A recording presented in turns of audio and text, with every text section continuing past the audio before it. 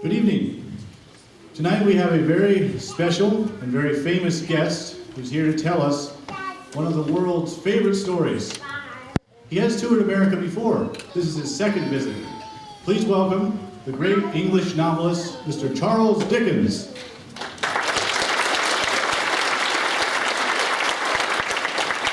Thank you, one and all. Today I should like to tell you what has proved to be my most popular tale. It was first published in my Christmas book for the year 1844, A Christmas Carol, which I subtitled A Ghost Story of Christmas.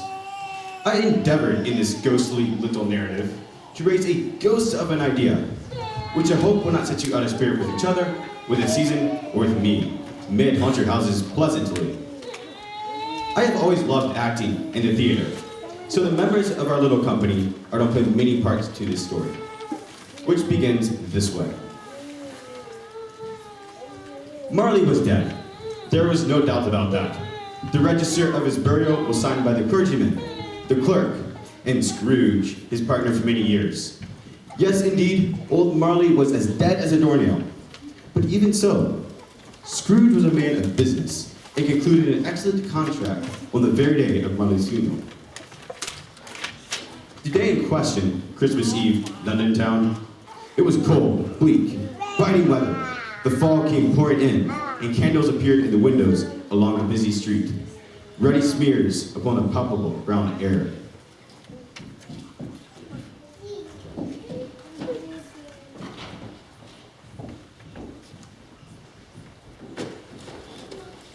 Behave yourself. Oh, Mr. Scrooge will get you on his sleep.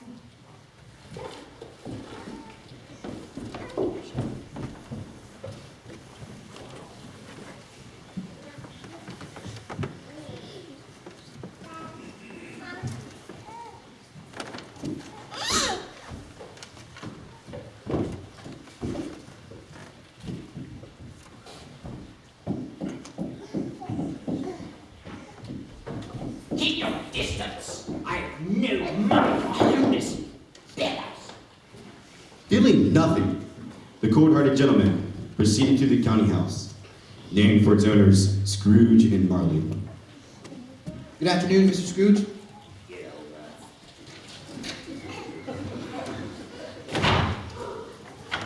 Merry Christmas, Bob Cratchit.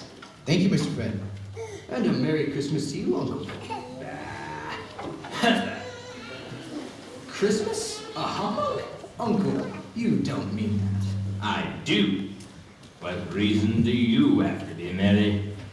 You are a poor man. What reason do you have to be dismal? You are a rich man. Humbug. Uncle, don't be cross. What else can I be? Well, fools. What's Christmas to you? But a time for buying presents without money. A time for balloting your books and having every item for the last 12 months written in red ink. If I could work my will, every idiot who goes about babbling a Merry Christmas should be boiled in his own pudding and buried with a stick of holly to his heart. Yeah.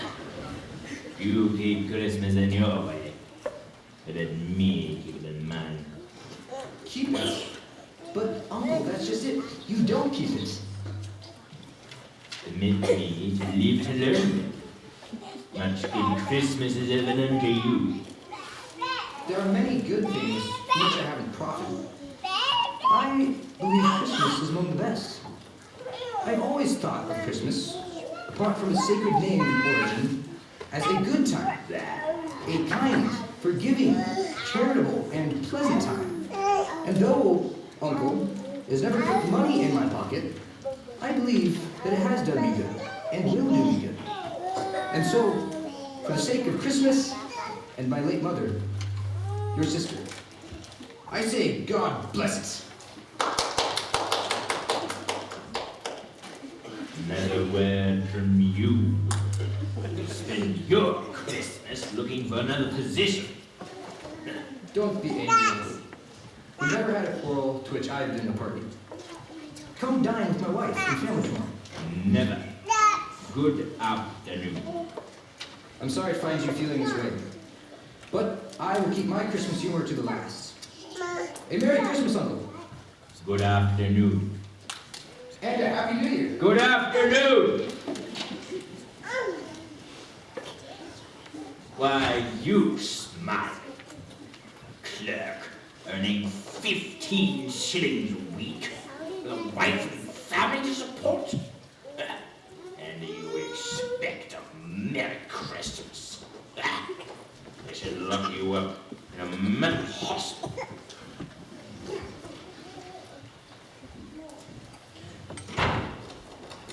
Good afternoon, sirs. Have I the pleasure of addressing Mr. Scrooge or Mr. Marley?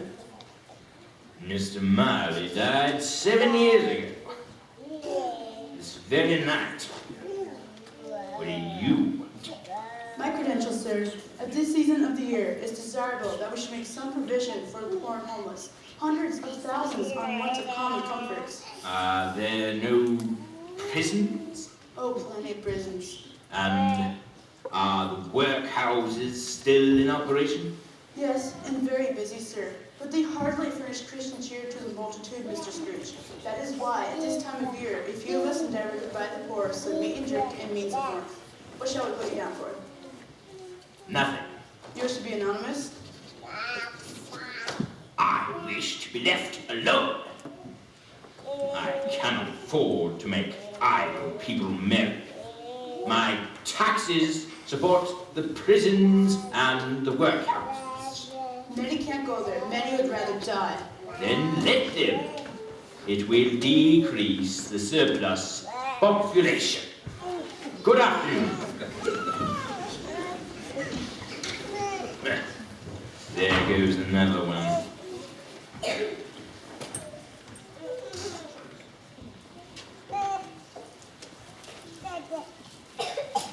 Nearly time to close up.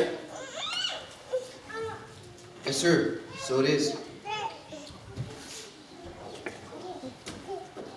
You'll be wanting the whole day off tomorrow, I suppose. Quite convenient, sir. Isn't convenient. Isn't fair. Paying a day's wages for no work. Sir, Christmas occurs only once a A year. poor excuse for picking a man's pocket. Fine. Take the whole day. But be here all the earlier next morning. Thank you, sir. Very, very... Don't you dare! Yes, sir. Good night.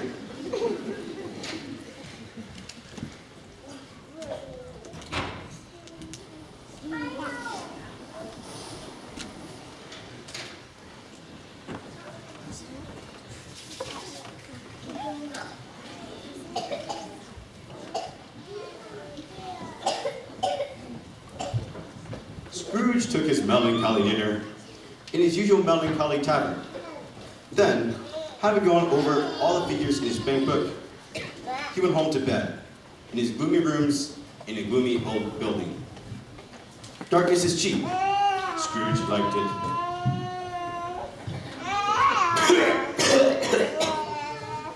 Blast! Shouldn't have had that big meal.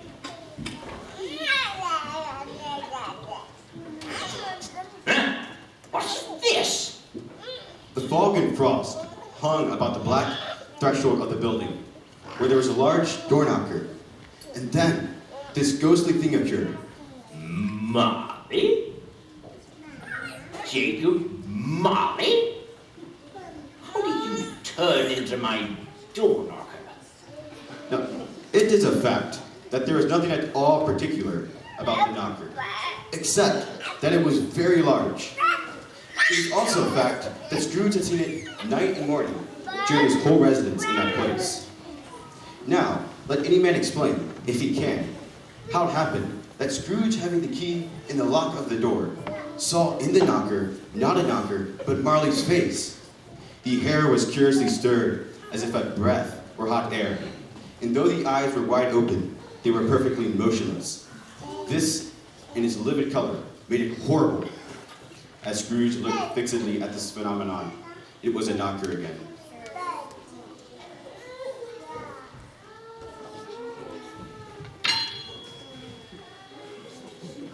Ha!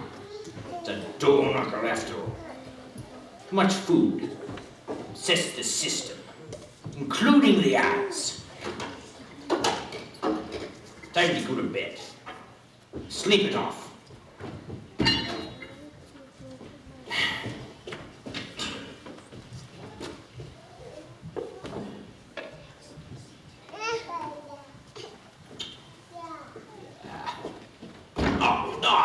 Blast!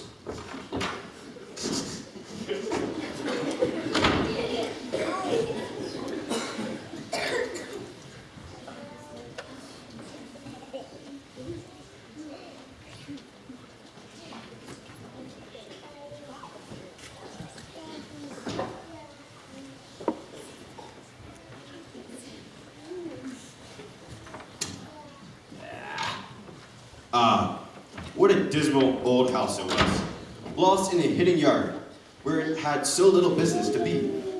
One could imagine that it strayed there when it was a young house. It never found its way out. Nobody lived in it but Scrooge. What's that? Did I lock the door? Double locked. Oh, secure. Ebenezer Scrooge! Who is there? Come out! I'm ready for you! Stop! Who are you? I think I know. In life, I was your partner, Jacob Marley. Ha! You're real. It's that meal again. Yes. You are nothing more than an undigested bit of beef. Perhaps a blot of mustard, a crumb of cheese. Yes. Yes. There's more gravy than the grave about you. Whatever you are. Ah! Stop! Mercy! Dreadful apparition! Why do you torment me? Why do spirits walk the earth tonight? It is required of every human that the spirit within him walk abroad among his fellow men. That spirit does not travel widely in life. It is condemned to do so after death. Doomed to wander through the world and witness what it cannot share, but might have shared on earth. But you're chained.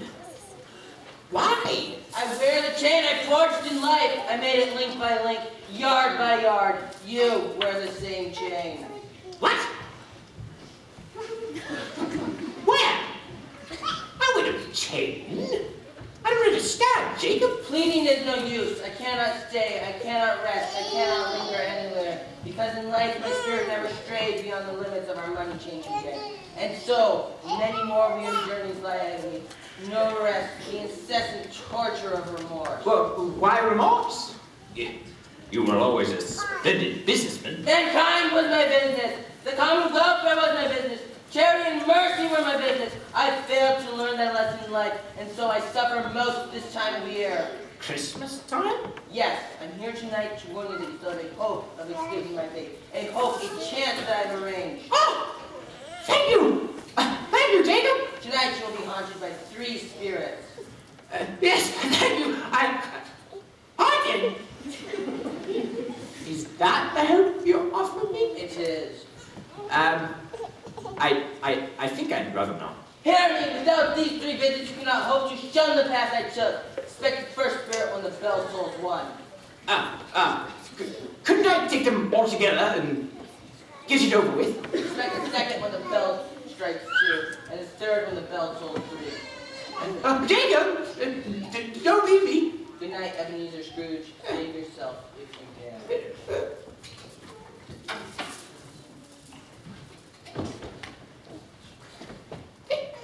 This can't be happening. The door is still locked. This is humbug, what else can be? 12. 12:30? Oh, yes! Goodness gracious!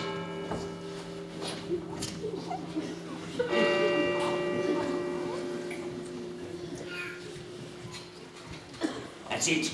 The hour itself. Nothing's happened. I knew it wouldn't.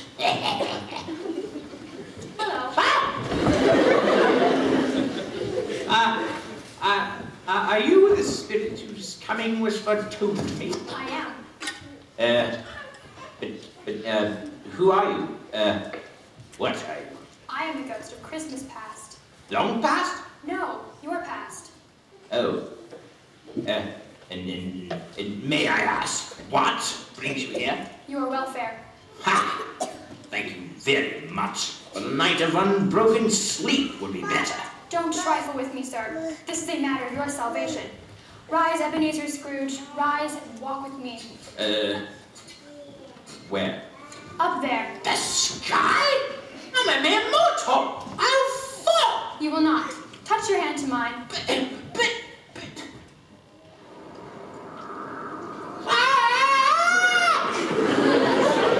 We're not above the ground. Never fear. Only a moment longer and we'll descend.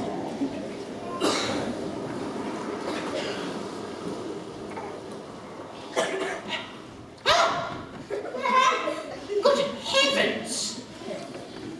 I know this countryside. Your lip is trembling. And what is that in your cheek? It's here? Nothing. Do you remember that great mansion of dull red brick? Just there. Oh yes. My school. Yes, I remember it well. A charity school, in fact, for children whose parents were too poor to care for them during the school year. The place was vast and chilly, somehow speaking of too much getting up by candlelight, but not too much to eat.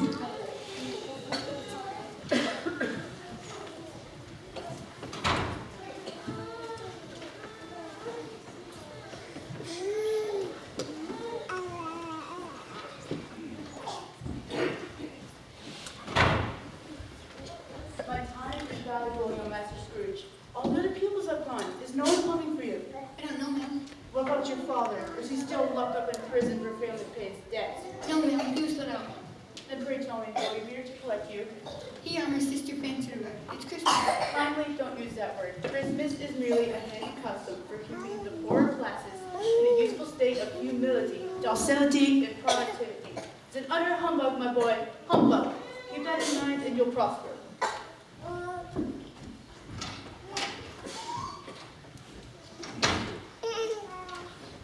Ebenezer, Ben, I have come to bring you home, dear brother. home for Christmas? Not just for Christmas, forever. Father is a changed man. He has a new and respectable position as a chimney sweep, and he is ever so much calmer and kinder. He sent me in a coach to bring you home. Never mind the cost, he said. Bring young Ebenezer home. We'll find work for him, but first we'll be together all Christmas long and have the merriest time in the world. Father said that? His exact words. Shall we go? Fan! She can't hear you.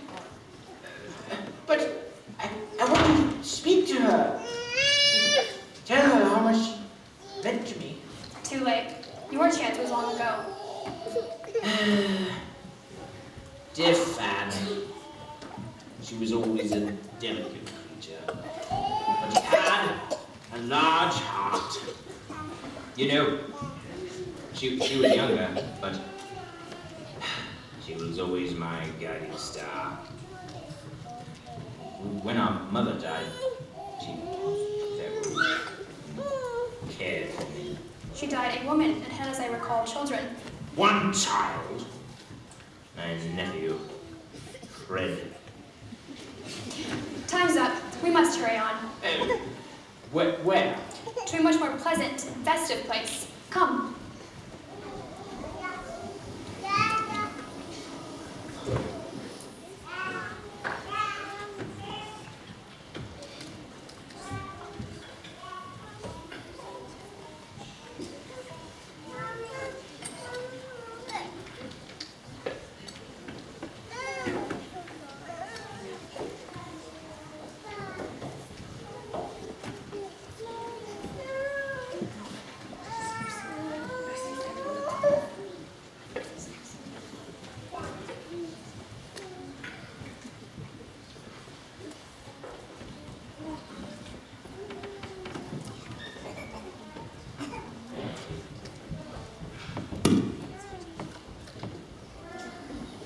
They left the school, and in a moment arrived amid the strife and tumult of London.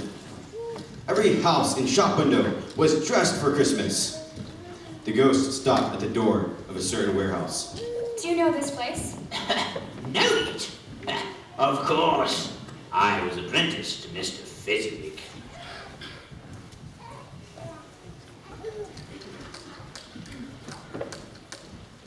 Yo-ho, Dick, Ebenezer. Yo-ho, boys. Where are you? Here, sir. Right here, Mr. Fezziwig. Oh, boys, it's Christmas time. Time to stop work. Hand the slip, punch full, fill to the brim. And tomorrow, Amanda's punch for the best appreciations ever to cross the threshold of Fezziwig's income. Thank you, sir.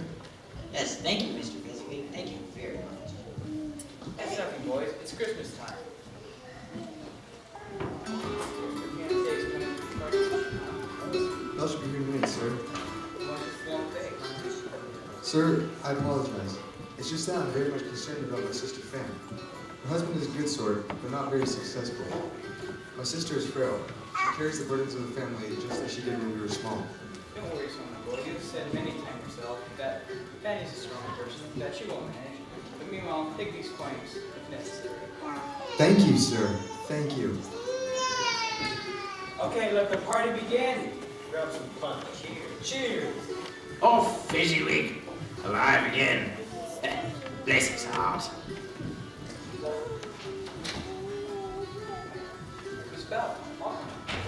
Ah, can't believe it's her. The girl you were meant to marry. Yes. Yes.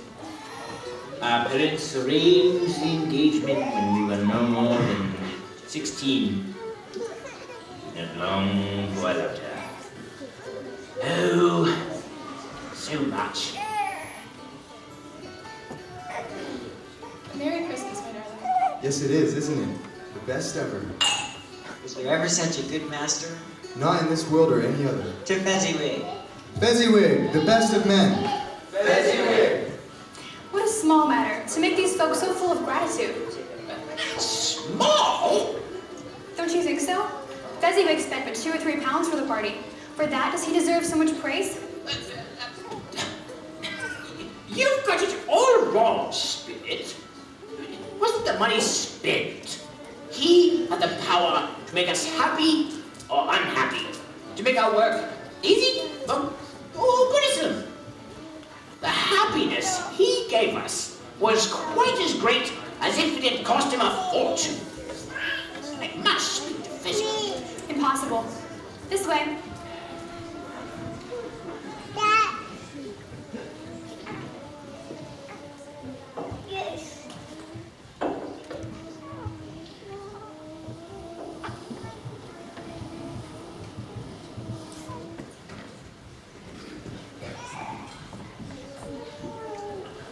The happy mood of the party was not lasting, however. Soon afterwards, Scrooge's dear sister, Fan, died, giving birth to her son, Fred. Ever afterward, something deep within Scrooge blamed Fred for what happened. And from the moment Fan went into her eternal rest, Scrooge began to change. Some months later, when Scrooge was in business for himself, his fiancée asked to meet him in a park one bleak and foggy evening.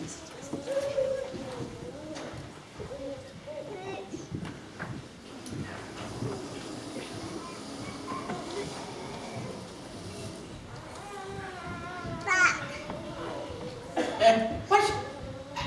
No, no, Spirit, not this. It happened. Do not blame me.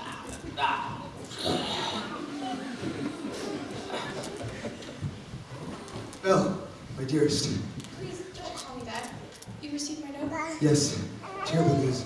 Surely you want me to break our engagement. I do. I owe you an explanation, so I asked you to meet me here. At 6:30. I'm sorry to be so late. I had to confer with lawyers about some new leases and contracts. They'll make me a huge sum of money. You don't see why I wrote my note. No, could anyone idolize you more than I? But another idol can disgrace me. What idol? What are you talking about? An idol made of gold.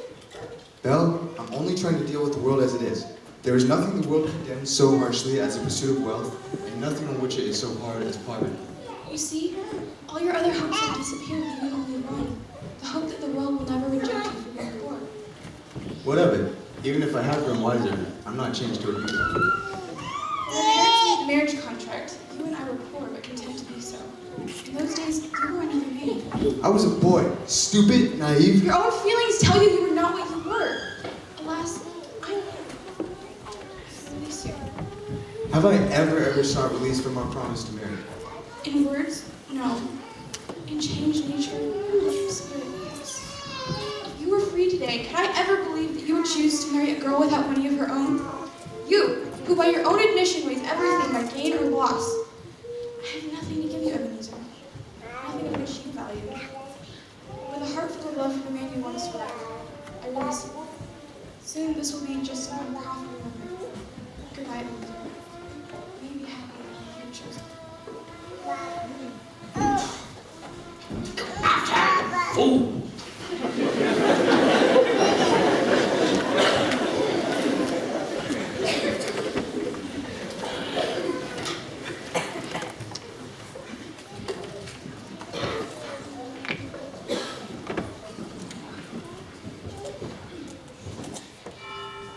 The night is long. I must make way for another visitor. Not another ghost. Yes? Spirits, don't leave me. Farewell, Ebenezer Scrooge. The hour is almost 2 in the morning. What? Oh.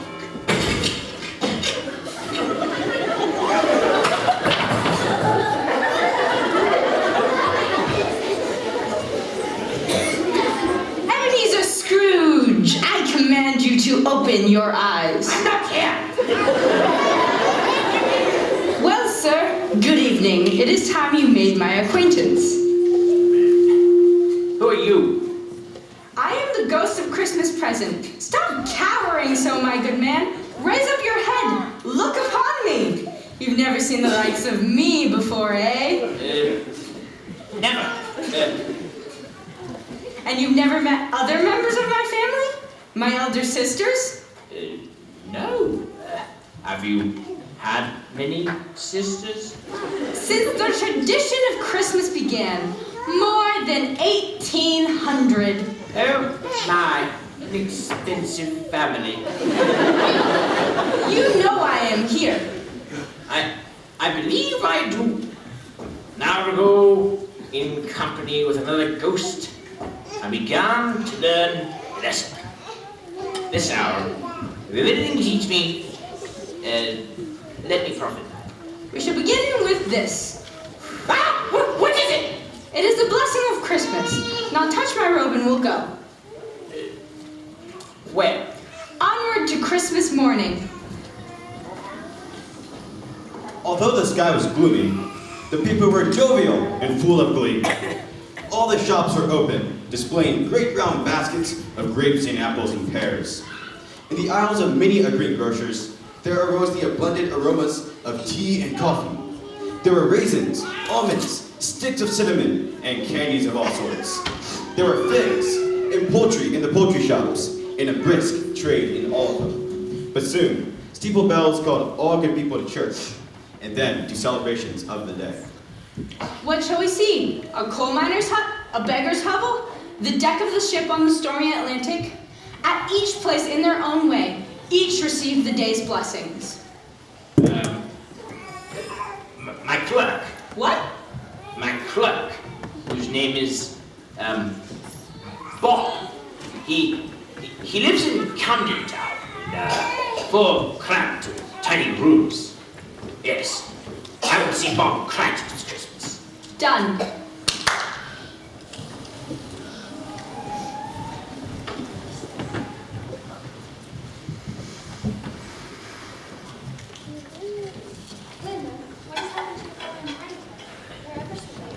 No, Mother. See? They're coming around the corner. Whoa, Tim, whoa. The old nag tail log gallop from church. Let him rest. Wash your faces, my dears. You need to get that luscious goose while you're at it, Bob. Linda, sweeten up the applesauce and chocolate. Yes, Mama.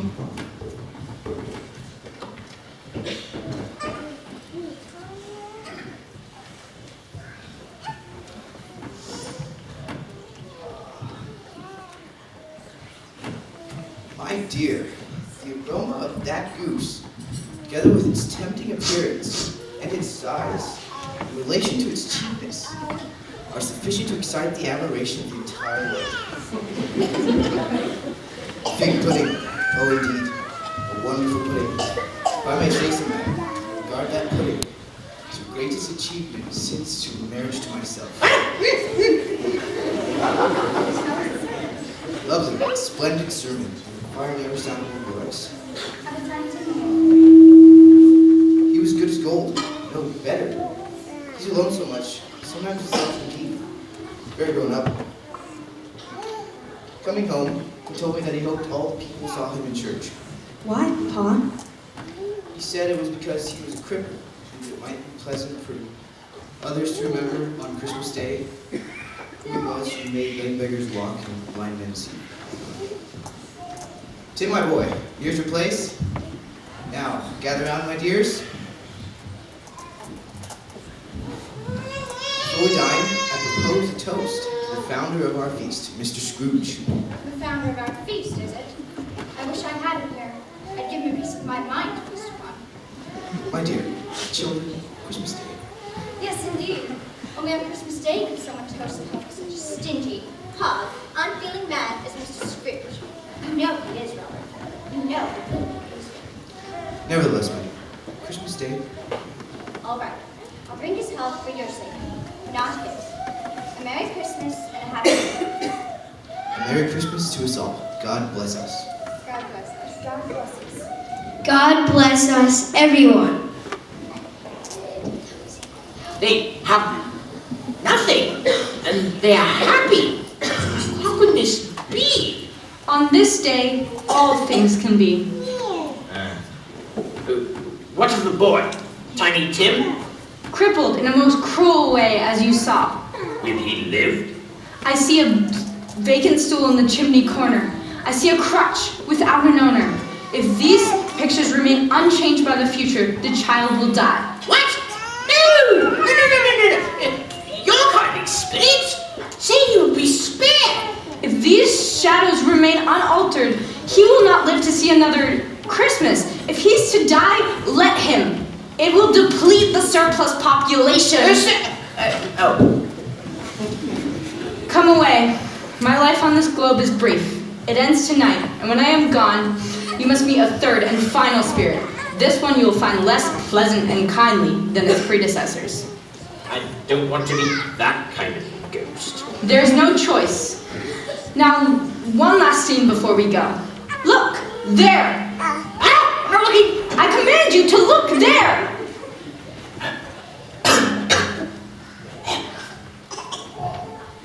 I see what you mean. Children. Rows and rows of children. Charming, handsome, fine. Look closer. See the ones huddled where the light hardly reaches? Look at them, Ebenezer Scrooge. Children who have no parents. Children whose homes have been swept away by fire or flood. They have forgotten how to smile. To them, a feast is a crust of stale bread. A new coat is a bundle of rags. I see the ones you mean. Who are these children? Yours?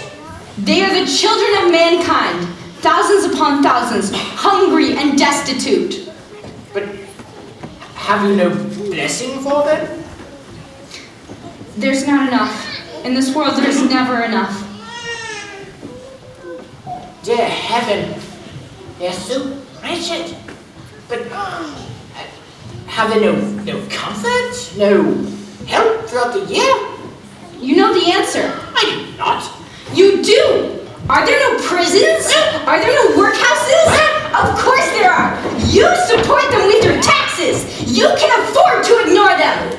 Goodbye, Ebenezer Scrooge! Goodbye! Spirit!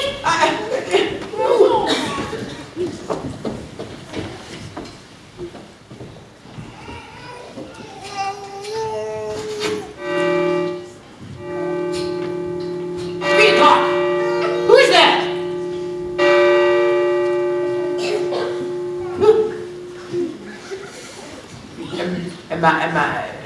Am I now in the presence of the ghost of Christmas yet to come?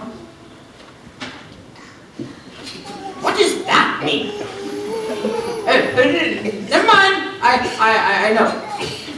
You are about to show me the shadows of things that have not yet happened, but will happen in time to come. Is that not so? For the love of us, say something. You must not be frightened, I must not. I know that your purpose is to be good, and so I am prepared to bear your company. Please speak to me. All right, lead on. The Spirit led him to the very heart of the city, the steps of the commercial exchange, where not only stocks and bonds were traded, but gossip.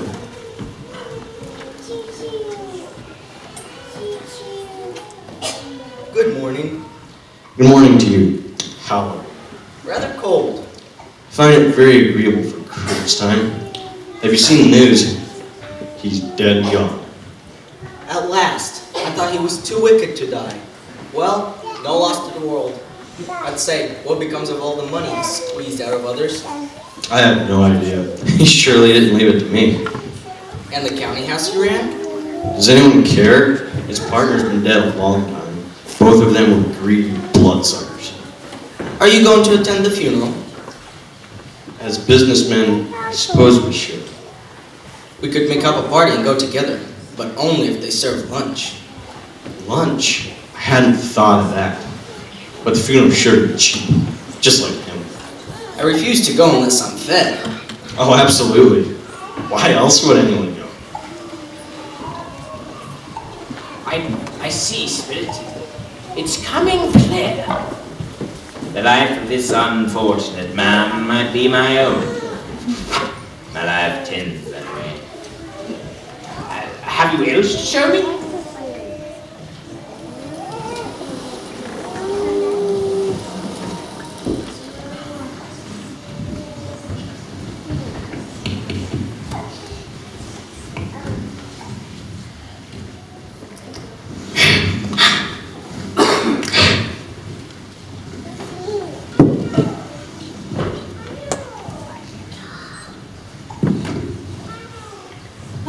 Are you crying? No, I've been sewing. Close work hurts my eyes. It isn't the sewing, is it, Spirit? It's the empty chair, table. Are my eyes red? No, Mother. Good. I wouldn't want them that way when your father comes home. It's nearly time.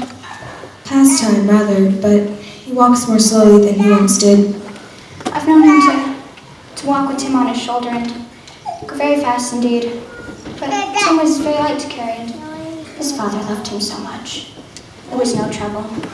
No trouble.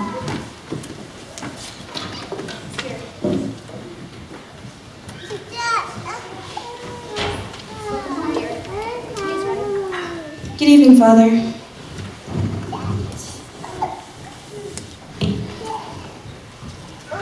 Very fine work.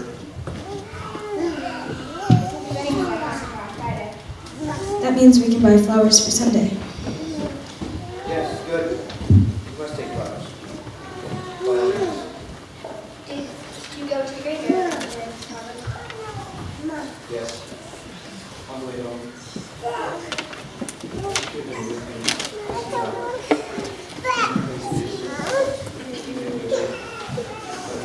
We'll see it often. You would walk there.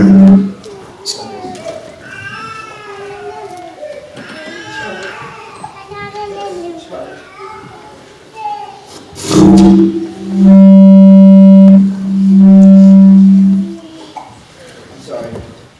I must remember the good things. The good times. Do you know who I saw on the street as I left work? It was Scrooge Jeffers, young friend. I've only met him a few times at the office, but he stopped and greeted me warmly. He said, just a little down. I explained the reason and he said, I'm very sorry, Mr. Blanchard. I'm very sorry for your wife and daughter. He's a fine gentleman. Well, however, and whenever we speak to one another, sure none of us will forget. Never, Papa. And we recollect how patient Jim was, although he was only 45, sharp among ourselves, and he may be so yet tiny. I'm happy. With you, I'm very happy.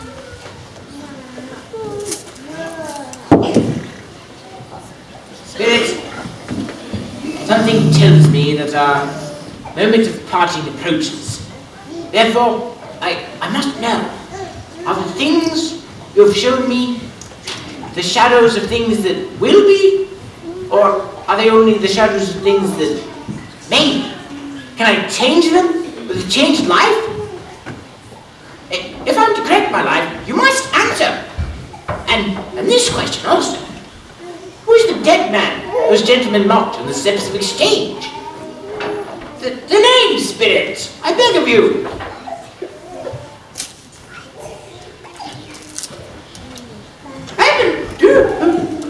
Ebenezer Scrooge. Wait, those gentlemen mocked on the steps of exchange? I am the man who neglected Tim Cratchit and let him die? No, Spirit! I'm not the man I was. I needn't be. Why else would 3 ghostly visitors show me so much? I'll change. I'll honor Christmas. I'll keep it in my heart all year long. The spirits of past, present, and future will all live within me. Just tell me it's possible, Spirit, so I can sponge the lightning or even the stone. Tell me, Spirit, tell me.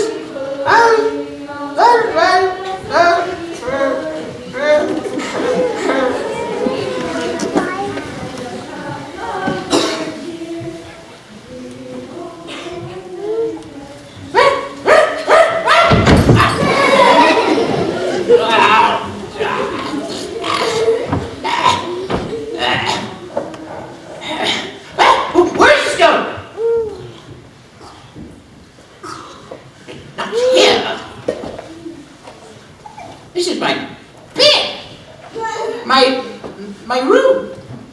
I'm alive!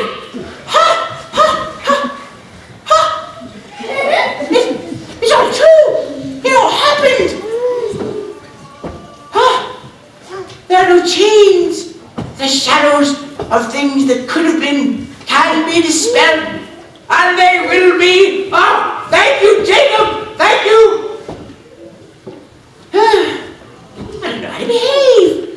I'm light as a feather. I'm giddy as a drunken man. I'm merry as a schoolboy. I feel like laughing. Really, for a man so badly out of practice for so many years, it was a fine laugh, a splendid laugh, the father of a long, long line of brilliant laughs. I don't know what day it is. I don't know anything. I'm like a baby. Never mind. I don't care. I'd rather be a baby. My house. I What's that, Governor? Do you know what day it is, my fine fellow? Why, it's Christmas Day, sir. Ah, I missed it. The spirit's still told all night. Do you know the poultry shop in the street next to one? I should hope so, Governor. I live around here. Ah, remarkable boy. Intelligent boy. Do you know if they've sold prize turkey that's hanging in the front window? You mean the turkey that's as big as me? Yes, that's the one. Why, it's hanging in this minute. Splendid. Go and buy it, please. Come on, Gov. Don't pull my leg. I'm in earnest. Go and buy it and come back here for directions. Do it speedily. I'll give you half-crown. Yes, sir. That's in the bottle.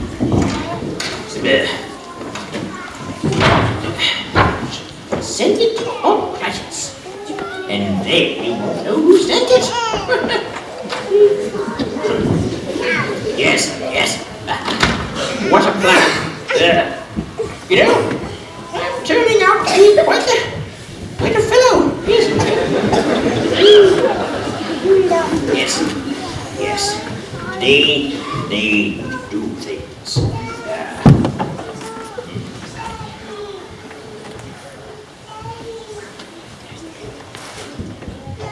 He shaved and dressed for the street, then went down to open the door for the delivery boy. As he did so, the door knocker caught his eye. I have to get this cleaned up. Oh well, I'm rich.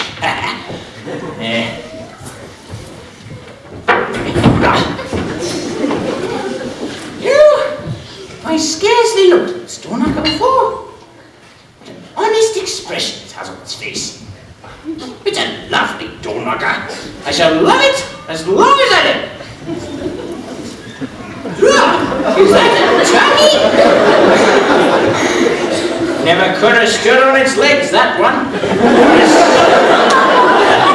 But I snapped them off short minute. I like that. Money. Yes. Here's what I owe the shop. Okay. And some extra for you. Thank you. These are the directions for delivery. Okay. Know in advance, know who sent it. Got it. Right? Yes. You can't really lug that thing all the way over to Camden Town. Hire a cab. Yeah. Yes. I'm sure I'll pay for it. Merry Christmas to you. Yes, sir. Merry Christmas. Yes. I think I'm going to like children.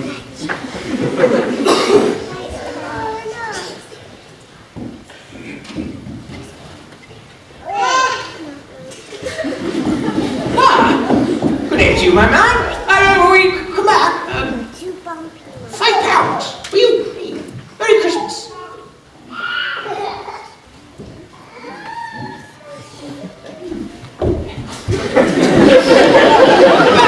Good day, sir. Morning, ma'am. My fine children you have. Buy them some toys, won't you? Ma'am, we have met before. Merry Christmas. Merry Christmas to you, Mr. Scrooge. Yes, well, may I humbly beg your pardon for my cool rebuff yesterday when you called on my office. I do hope you succeed in your fundraising. Now, if you will be willing to accept the quest of reform sinner. Lord bless me. Are you serious, Mr. Scrooge? Why, yes, indeed. Not a penny less. A great many back payments are included in that sum. I assure you. Come and see me at my office tomorrow. I will, most assuredly. Here is my card. Thank you for your generosity. And thank you 50 times over. Bless you and your good works. Merry Christmas. He went to church, then walked about the streets. He patted children on the head, questioned beggars, and peered into houses festively decorated for the Christmas time. He had never dreamed that any walk, anything at all, could bring him so much happiness. In the afternoon, he turned his steps to a house he had not entered in many, many years.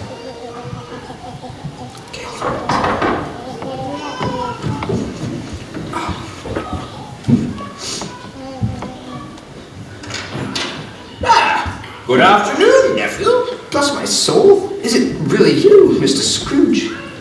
It is, yes. Sarah, may I present my uncle, Mr. Scrooge. This is my wife, Sarah. Oh, sir, what a pleasure. The pleasure is all mine, Sarah. Merry Christmas to you both. What, did I hear, did you say? Christmas is that blessed day, is it not? Oh, indeed so. What brings you here, uncle? Well, the thing is, you did tender an invitation to, dinner. Have you dined yet? Not yet. Oh, splendid. Well, may I join you? Will you let me in? Of course we'll let you in. Merry Christmas, uncle. The merriest of Christmases. Make yourself at home. Can you stay an hour or maybe two? Or... Well, I can stay all day. I have nothing to do but revel in the joy of Christmas and the companionship of family. I'm completely free until 8 o'clock tomorrow morning. What are you going to do then? I'm going to catch Mr. Bob Cratchit coming in late. Yes. Do you have tea? Of course we've seen.